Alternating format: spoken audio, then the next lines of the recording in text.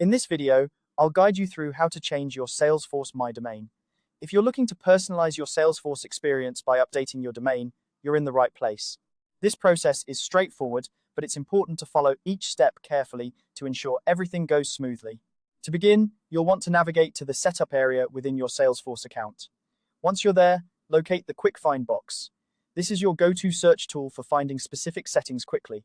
Type My Domain into the Quick Find box, and you should see it pop up in the search results. Click on it to open up the My Domain settings page. Now that you're in the My Domain area, you'll need to edit your current domain. Look for the My Domain Details section on this page. Here, you'll find an Edit button. Go ahead and click on that. This will allow you to make changes to your existing domain settings. The next step is to enter your new desired subdomain string. This is the part of your URL that appears before salesforce.com. It's a great way to align your URL with your brand or business, so take a moment to think about a name that represents you or your organization well. Once you have your new name in mind, type it into the My Domain field provided. Before you move forward, it's crucial to check if your chosen subdomain is available. To do this, click on the Check Availability button. Salesforce will quickly verify whether the name you've selected is open for use. If it's not available, you might need to get a bit creative and try a different variation until you find one that works.